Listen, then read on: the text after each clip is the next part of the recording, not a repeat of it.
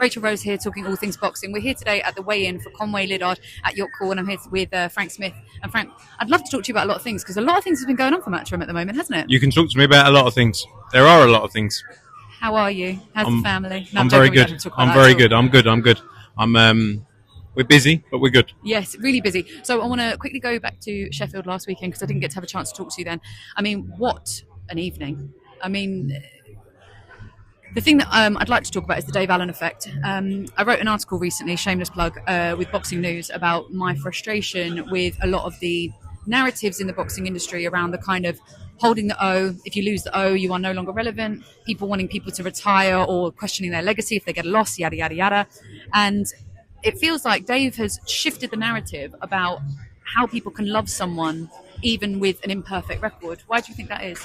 Yeah, I think for years that's what's needed changing in the sport. I think for too long it was about, like you say, protecting the O. It should be about, do you deliver entertainment? And that's something Dave Allen does. And it's not just Dave Allen. There's Derek Chisora is another name that always springs to mind for me, who's been in fights. But it's about giving your all. It's about going in there, giving it 100%, win, lose or draw.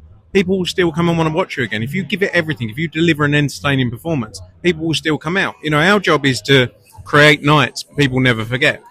I've been lucky enough in the last 15 years to be at some spectacular events, not just our own, but other sporting events as well around the world. And for me, sport is important, right?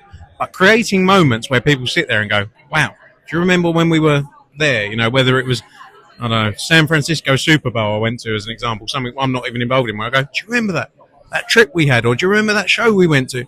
And that's what our job is. We can't control the sport, the sporting element of it. The fighters are going to get in the ring, the best man's going to win, best man or woman's going to win on the night. And that night in Sheffield was a moment where you sit there and go, do you remember when Dave Allen walked out to My Way and everyone was singing it and it all went off in like... That's what it's all about. And Dave Allen is a character that people buy into, they love, they respect, because he's just a normal bloke. And he's honest. He came out after us, I wasn't good enough. It's all people want to hear. And they'll come back again. Yeah. So the sport does need to change, and I think it's changing. And it should be about, it's like this fight here, Kieran Conway, George Liddard, two people taking a fight. One will win, one will lose, unless it's a draw, which is unlikely. And both men should get credit for taking this opportunity and taking this chance. And providing they go in there and give 100% and put a performance on the line that people want to see again, they will be back in bigger fights. As, the promoter, you're part of the journey of these young fighters. So obviously the card that you're doing today and like the one in Sunderland and stuff, this is the young, fresh talent you've got coming up through Matchroom at the moment and brilliant ways to showcase.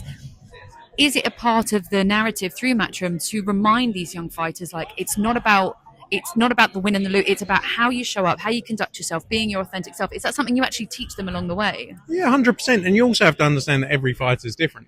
Every fighter has a different personality, a different approach. And it's not one size fits all. Yeah. And that's the key. Is like, and you can tell a story any which way. You can build narrative like, what are you interested in? There's a lot of people interested in different things out there. So what's your market? Who can we go out to and tell that story to? If you're real, if you go in there and you're just open and honest about it, and play the game. It's a game. That's the reality. People buy into narrative. People buy into storylines. And as much as like WWE isn't real, it's huge because it's storylines, it's narrative, and that's a big part of sport now. And you want to make a name for yourself, you've got to go and do something different. Yeah, and be in a position where like you don't have to be like somebody else. So if you've seen a fighter be like the guy who talks a lot and whatever, and you're just playing that role, you don't actually have to play that role if it's not who you are deep down. If you're actually a big softie, be the big softie, be a nice guy or girl or whatever. 100%, but that's Dave Allen, as an example. But then, it's like when AJ went to where he went to, he didn't get there from being a brash, outspoken loudmouth. He got there because people adored him and they loved him. So everyone's got a different way of doing it, and like Ben Whittaker, a perfect example. He is the big talker, the showman, and look at the following he's got. Yeah. So there's different ways of doing it. Definitely. So speaking of Ben Whittaker, I did a video a couple of weeks ago where I'd been on Ben's Instagram, and I saw that Eddie and you had reposted a picture of the three of you together, and then he'd put up like some song lyrics, and I was like, I got my Sherlock hat, and I was like, Ben is signing to Matchroom. He hadn't at that point. I know, but that's how good I am, people. I am a witch. But no, I was so sure that was going to happen at that point. Do you know at that point? I would have put money on it. Yeah, but do you know at that point, No, he was still talking to a number of different people. Oh, I knew he was coming to you though. He was already hinting. Why would he share a picture of you guys together and then go sign with somebody else? He gets the game. The game's the game. Yeah. Get people talking. Yeah, but he didn't share a picture of him and Frank Warren, did he, Frank? Maybe Frank didn't approve the picture. maybe. No, but I love it as a combination. I think it's a great signing by you guys. I really like Ben. I think he's an amazing talent. Like, what are you hoping for your journey with him that's different to what he experienced in Boxer? Look, I will get stick. We're a whole different world to Boxer. We're the biggest global boxing promoter. Frank, you get stick anyway. Say I know. I always get stick, to be fair. But, and this isn't putting down what they did, and I said it in interviews yesterday, had they have delivered for him, he never would have left. Yeah. Right? If they would have done a great job, he would have been like, well, I'm staying here. We do things differently. We can build him to the global star he can be, and he will be. I think Eddie and Ben as well are the perfect pairing. You know, two people coming together who just get it, you know? And Eddie can promote people that don't have character. So can you imagine what he'll do with Ben Whittaker and the levels we'll take him to? You've already seen with the promos, with the announcements. Like, it's just a whole new level. And Ben is someone who deserves that because he plays the game. He gets it. He knows what he needs to go and do. And so, again, so many fighters don't understand that side of it. So many fighters don't deliver on that side. But Ben gets it. And I think we will build him in the right manner. You know, from a promotional, commercial perspective, from a fight perspective, we'll put him in the right fights at the right time and grow him through the sanctioning bodies. And we believe he can be a unified, undisputed world champion. You know, not just a huge commercial star. He will go all the way.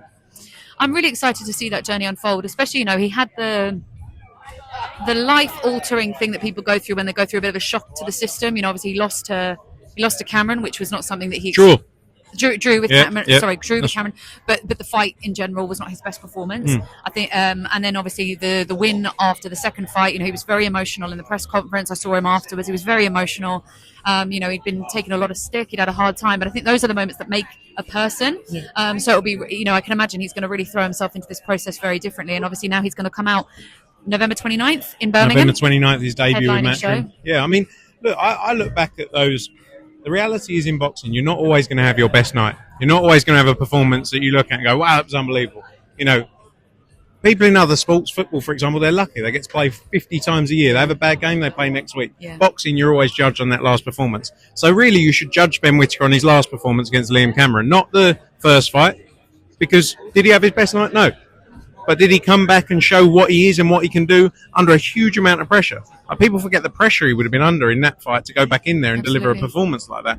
That shows what he's about. That shows what he's got. And like you say, you need these moments in life to go, whoa, we all do. Whether it's in sport, whether it's professionally. We've all had moments where we've gone, whoa, you know, and it's altered your mindset.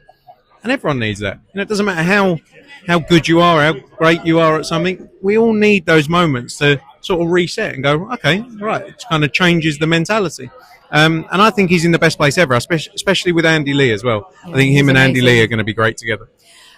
That is actually, you know, that what you just said, you know, is my entire point about the article that I wrote and stuff is like, you have to go through these moments of difficulty because it can sculpt and build you into a better person, a better fighter. You know, you can be more successful off the back of it. And I think a lot of people hold on to being like a winner all the time because they're afraid of what might happen if they go through loss, go through difficulty. But that's life as well as boxing.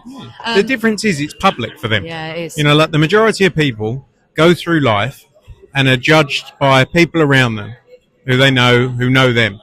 These guys, girls, athletes, you know, you're judged by what the public opinion is of you. And you're judged by their view of you without even really knowing you as well. And I don't think anyone will ever understand that pressure, that added pressure, because it's like, well, I've got to deal with my own internal, you know, like we all would in the day-to-day life. Everyone's got things they go through that they think, oh, could I do this, could I do that, and change things. But they're doing it publicly with, in someone like Ben Whittaker's case, millions of people having a view on him, you know. And it's like, remember to be nice to people because they're human beings. Yeah. And actually boxers can be really sensitive. You know, they put their heart and soul in the ring every week. So you've also just announced, because Matchroom don't sleep, ever, the Monte Carlo card. Yep, best one yet. It looks fantastic. I'm really excited about Pat McCormack, Connor Walker personally. I like Connor Walker very, very much. I actually haven't met Pat McCormack. That's not a split room, but I do like Connor Walker very much. I think that you've put some great matchups. I love also Beatrice Ferreira, Elif Turhan. You're putting some girls on the cards, man. Like there are so many girls, and I'm so excited. Like Tia's obviously fighting tomorrow, and I'm loving seeing the women out on the cards. So well done, Matchroom. No, look, back on the cards. We want to make great fights. That and fair play to both Bia and Elif for taking that fight because it's a real fight. It's a real fight. And for us, Pat McCormack, Connor Walker, 2 matchroom fighters. Bia, Elif, 2 matchroom fighters. Shabazz Peter, 2 matchroom fighters. For us, it's about delivering the best possible fights, the best possible opportunities for the fighters we represent. How do you handle that when it's two? I always say, it's like people ask me about Eubank Ben, for example. The best person is going to win on the night. One's going to win, one's going to lose. We put the fights together. It's our job to deliver opportunities for the fighters we represent. Beyond that, they're going to get in the ring. They're going to deliver a performance, and may the best person win. We don't control that bit, and I think it's good for us to make great fights with fighters we promote because, they're fighters that we have built and we want to build them as big as possible. And it doesn't mean, again, it comes back to the thing about a loss doesn't mean the end of the journey. If you're willing to take fights, like all of those 3 fights I mentioned there, you're going to have more and more opportunities. But I guess you've got an emotional connection to like your fighters. So do you find that you try and sit back and observe it almost like a sparring session? Yeah, I mean, look, I think over time, I've seen so many people. I've got to know fighters over the last 15 years lose, right? And it just becomes part of it. Yeah. People lose. Fighters we represent will lose every week. At some level of the card. That's it. And that doesn't mean I'm cold. It's just like it's the business we're in. And if we were in a business where everyone just won, no one would be interested in it. Yeah, it's true. Frank, thank you for your time. We're going to stop because I'm going to jump up. You've got to go do your job. I've got to go and stand in between some people and pretend I know what I'm doing. I love the eye movement when you're looking at them. That always makes me laugh. I'm making sure I'm ready to go. Yeah, brilliant. Thank you so very much, much. Frank. Take care. Thank you.